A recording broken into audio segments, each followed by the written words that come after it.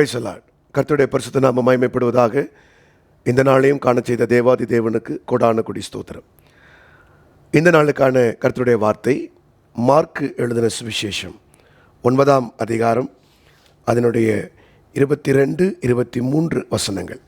Mark gospel chapter 9 verses 22 and 23. இவனை கொல்லும்படிக்கு அது அநேக தரம் தீயிலும் தண்ணீரும் தள்ளிற்று. நீர் ஏதாகிலும் செய்யக்கூடுமானால் எங்கள் மேல் மனதிறங்கி எங்களுக்கு உதவி செய்ய வேண்டும் என்றான். இயேசு அவனை நோக்கி, நீ விசுவாசிக்க கூடுமானால் ஆகும், விசுவாசிக்கிறவனுக்கு எல்லாம் கூடும் என்றார். கர்த்தருடைய நாமம் மகிமைப்படுவதாக.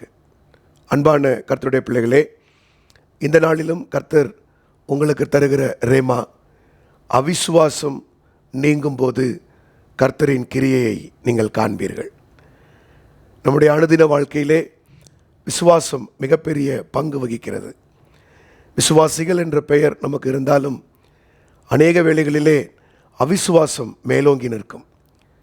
இந்த பகுதியில் தீயிலும் தண்ணீரிலும் ஒரு சிறு மகனை பிசாசு தள்ளுகிறான். தகப்பன் அந்த மகனுக்காக பிரயாசப்படுகிறார். அவர் அங்கும் இங்குமாக ஓடி எப்படியாகிலும் இந்த மகனுக்கு ஒரு சுகத்தை வாங்கி கொடுக்க வேண்டும் என்று சொல்லி அவர் முதலாவது இயேசுவினுடைய சீஷர்களாயிருந்த அந்த 9 நபர்களிடத்தில் கொண்டு வருகிறார். அந்த 9 நபர்களும் அவர்களால் முடிந்த வரைக்கும் பிரயாசப்படுகிறார்கள். ஆனால் அந்த ஆவியை அவர்களால் விரட்ட முடியவில்லை. அப்பொழுது இந்த தகப்பன் சோர்ந்து போய் இப்பொழுது இயேசு மலையிலிருந்து இறங்கி வரும்போது இயேசுவினிடத்தில் கொண்டு வருகிறார்.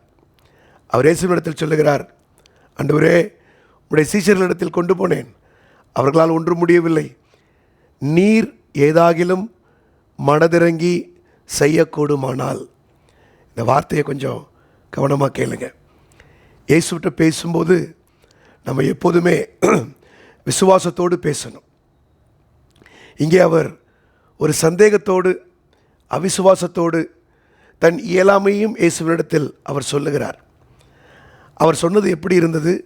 நீர் ஏதாகிலும் செய்யக்கூடுமானால். அப்பொழுது இயேசு அந்த மனிதனை பார்த்து சொன்ன வார்த்தை, உன்னால் விசுவாசிக்க கூடுமானால். அதை மறுபடியும் அவருக்கு உணர்த்துகிறார். நீ சந்தேகப்படுகிறாய், உனக்குள்ளே அவிசுவாசம் இருக்கிறது. ஆகவே நான் மறுபடியும் சொல்லுகிறேன், நீ விசுவாசிக்க கூடுமானால்.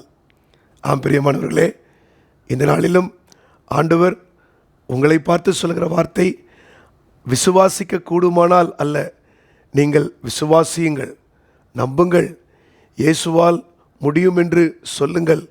கர்த்தர் அப்படியே உங்களுக்காக செய்வார். அதற்காக நீங்கள் ஆண்டவரிடத்தில் ஜெபிக்க வேண்டும். 2 காரியங்களை இங்கே நான் உங்களுக்கு சொல்லுகிறேன்.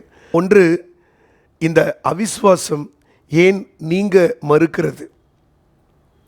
அநேக முறை விசுவாசத்தை நாம் போதித்தாலும் அந்த அவிசுவாசம் ஏன் நீங்க மறுக்குதுன்னா, முதல்ல பாஸ்ட் ஃபெயிலியர்ஸ், கடந்த காலத்தில் ஏற்பட்ட தோல்விகள் நம் மனதில் ஆழமாக இருக்கும்போது விசுவாசிக்க தோன்றாது. முதலாவது, இந்த காலவெளியிலே கடந்த கால தோல்விகளை மறந்து விடுங்கள். அதை யோசித்து யோசித்து யோசித்து நிகழ்காலத்தில் இப்பொழுது கர்த்தர் செய்ய இருக்கிற காரியத்தை நம்ப முடியாமல் இருக்காதிருங்கள், அதை தவறுங்கள். 2வது, சுய ஞானம், மூல அறிவு, மற்றவர்கள் சொல்லுவது, இவைகள் நம்மை விசுவாசிக்க விடாது. இந்த 2ஐயும் விட்டுவிட்டு நான் இப்பொழுது சொல்லுகிற மற்ற 2 காரியங்களை எடுத்துக்கொள்ளுங்கள். ஒன்று, கண்ணீரோடு கதறுங்கள். ஆண்டவரே, ஆண்டவரே, எப்படியாகிலும் இந்த அவிசுவாசம் என்னை விட்டு போகட்டும். Kindly remove my disbelief. என்னுடைய அவிசுவாசத்தை தயவாய் எடுத்து போடுங்கன்னு நீங்கள் உள்ளத்தின் ஆழத்தில் கண்ணீரோடு கேட்பீங்கன்னா, 2வது சத்தமிட்டு கேட்பீங்கன்னா, உண்மையாக கேட்பீங்கன்னா, கண்டிப்பாக ஆண்டவர் உங்களுக்கு விடுதலை தருவார். அந்த தகப்பன் ஆண்டவரை பார்த்து சொன்னார், கண்ணீரோடு சத்தமிட்டு, இயேசுவே, இந்த அவிசுவாசம் நீங்கும்படி எனக்கு உதவி செய்யும். சொன்ன மாத்திரத்திலே இயேசு அந்த ஆவியை அதட்டினார். அது அலைக்கழித்து புறப்பட்டு சென்றது. அன்றைக்கு சென்ற ஆவி அந்த சிறு மகனை விட்டு போனது. அதற்கப்புறம் திரும்பவே இல்லை. இன்றைக்கும் உங்களுக்கு கர்த்தர் அந்த கிருபையை தருவாராக. அவிசுவாசம் நீங்க கண்ணீரோடு சத்தமிட்டு அழுங்கள். கடந்த கால தோல்வியையும் சுயஞானத்தையும் கைவிடுங்கள். கர்த்தர் இன்னும் விசுவாசித்து மேன்மேலும் இயேசுவினிடத்திலிருந்து அற்புதங்களையும் அதிசயங்களையும் பெற உதவி செய்வார். ஜெபிப்போமா? பிதாவே, உடைய கரத்திலே எங்களை ஒப்புக் கொடுக்கிறோம். இந்த காலைவெளியிலே யாருடைய அவிசுவாசம் அதைரியம் ஆழமாக இருக்கிறதோ அவர்களிடத்திலே கர்த்தர் ஒரு அற்புதத்தை செய்து அந்த அவிசுவாசம் நீங்கட்டும். ஆண்டவரே, நீங்கட்டும். இயேசுவின் நாமத்தினால் சந்தேகங்கள் நீங்கட்டும், பயங்கள் நீங்கட்டும். கடந்த கால தோல்விகள் மறுபடியும் ஞாபகத்தில் வந்து அச்சுறுத்துவது நீங்கட்டும்.